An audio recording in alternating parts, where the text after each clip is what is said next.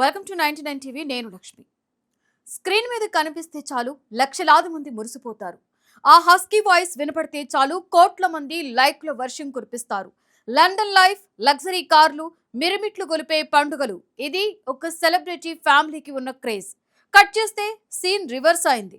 Digital screen వెనుక ఉన్న అసలు రంగు బయటపడింది. మధ్యతరగతి ప్రజల విదేశీకరణను ఆసరాగా చేసుకుని నమ్మించి గొంతుకోసారా? కోట్ల రూపాయల వీసా స్కామ్ కు స్కెచ్ వేశారా? అవుననే అంటున్నాయి లండన్ నుండి వినిపిస్తున్న బాధితుల ఆహాకారాలు. తెలుగు సోషల్ మీడియా ప్రపంచాన్ని షేక్ చేస్తున్న నందూస్ వరల్డ్ చుట్టూ అసలేం జరుగుతోంది? మెగాస్టార్ సినిమాలో ఛాన్స్ కొట్టేసిన ఆ నవ్వుల వెనుక ఉన్న అసలు రహస్యమేంటి? Let's watch the story. ఇప్పుడంతా డిజిటల్ మాయాజాలం. కూసింత టాలెంట్, కాస్త క్రియేటివిటీ ఉంటే చాలు రాత్రికి రాత్రి సెలబ్రిటీలు అయిపోవచ్చు.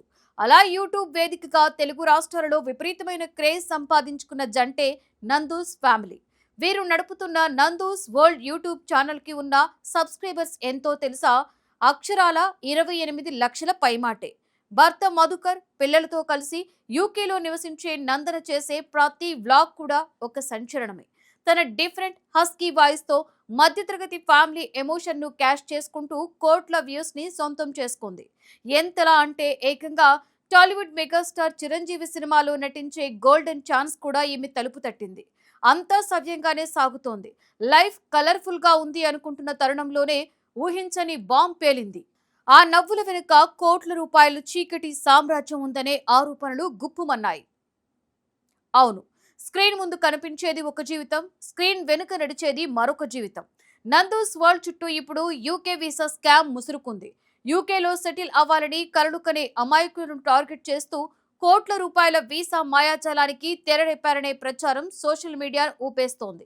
యూకే సిఓఎస్ అంటే సర్టిఫికెట్ ఆఫ్ స్పాన్సర్షిప్ వీసాలు ఇప్పిస్తామంటూ తమకున్న క్రేజ్, సెలబ్రిటీ ఇమేజ్ ని ఎరగవేసి లక్షల్లో వసూళ్లకు పాల్పడ్డారు అనేది ప్రధాన ఆరోపణ.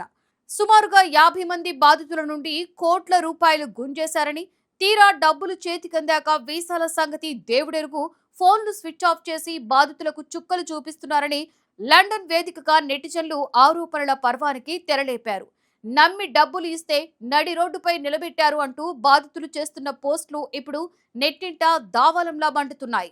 ఈ ఆరోపణలు సోషల్ మీడియాలో ప్రకంపనలు సృష్టించడంతో నందూస్ వరల్డ్ కీ పర్సన్ నందన ఎట్టకేలకు స్పందించింది. రంగంలోకి దిగి ఓ సుదీర్ఘ వివరణాత్మక వీడియోను రిలీజ్ చేసింది. తనపై వస్తున్న ఆరోపణల్లో అస్సలు నిజం లేదని, అంతా అబద్ధమని తేల్చి చెప్పేసింది.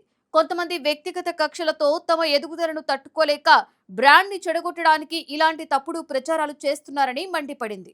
ఇప్పటికే ఈ తప్పుడు ప్రచారం చేస్తున్న వారిపై యూకే చట్టాల ప్రకారం లీగల్ యాక్షన్ తీసుకున్నామని, కోర్టుల ద్వారానే తేల్చుకుంటామని స్పష్టం చేసింది. తప్పుడు వార్తలను నమ్మి మోసపోవద్దని సబ్స్క్రైబర్స్ కు విజ్ఞప్తి చేసింది.